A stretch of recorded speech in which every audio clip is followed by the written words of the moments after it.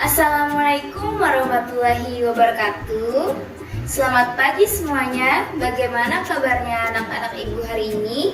Semoga dalam kondisi yang sehat dan tetap semangat dalam mengikuti kegiatan pagi kita hari ini. Nah, sebelum kita memulai pembelajaran, marilah kita berdoa dulu.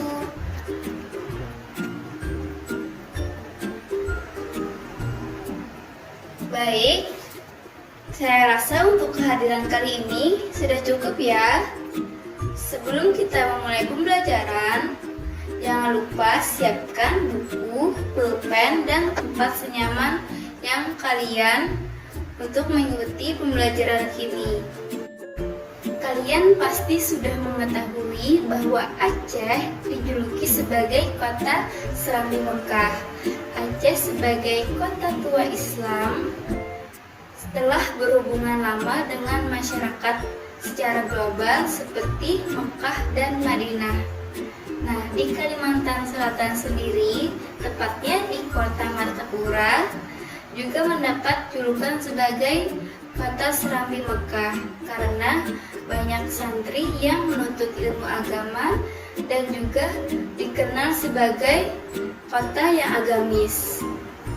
Nah, setelah itu kita masuk ke materi terbentuknya jaringan keilmuan di Nusantara. Istana sebagai pusat kekuasaan dan pendidikan. Nah, hubungan antara kedua hal ini merupakan faktor terbentuknya jaringan keilmuan di Nusantara. Nah, berkembangnya pendidikan Islam di Istana Raja menjadi pendorong munculnya pendidikan dan pengajaran di masyarakat Nusantara. Setelah itu, kita masuk ke materi terbentuknya jaringan keilmuan di Nusantara. Istana sebagai pusat kekuasaan dan pendidikan. Nah, hubungan antara kedua hal ini merupakan faktor terbentuknya jaringan keilmuan di Nusantara.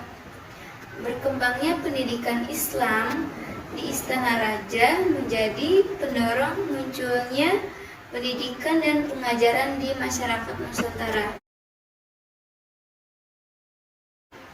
Para sultan dan pejabat tinggi rupanya juga menimba ilmu dari para ulama, seperti halnya kerajaan Islam di Samudra Pasai dan kerajaan Malaka.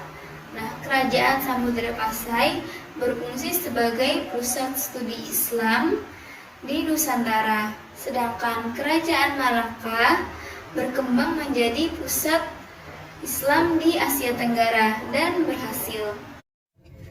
Kerajaan Malaka dengan giat melaksanakan pengajian dan pendidikan Islam. Hal ini dibuktikan dengan perubahan sikap dan konsepsi masyarakat terhadap agama, kebudayaan, dan ilmu pengetahuan.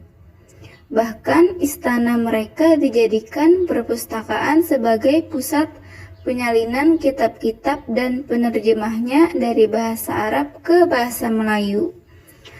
Selain itu, banyak para ulama yang datang ke Malaka dari Jawa, misalnya Sunan Bonang dan Sunan Ampel. Samudra Pasai, Malaka, dan Aceh Darussalam sangat bermakna dalam bidang budaya dan keagamaan. Ketiganya tersohor dengan sebutan Serambi Mekah dan menjadi pusat pendidikan Islam di Indonesia. Sultan Iskandar Muda adalah raja yang memperhatikan perkembangan pendidikan Islam. Ia mendirikan Masjid Raya Baitur Rahman. Demikianlah yang terjadi di wilayah-wilayah Islam di Nusantara.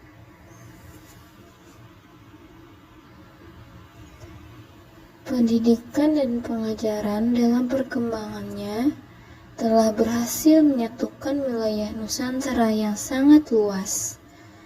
Hal yang mempercepat proses itu yaitu penggunaan aksara Arab dan bahasa Melayu sebagai pemersatu. Berkembangnya pendidikan Islam di istana-istana raja seolah menjadi pendorong munculnya pendidikan dan pengajaran di masyarakat. Jadi, kita sudah membahas tentang proses terbentuknya jaringan keilmuan di Nusantara.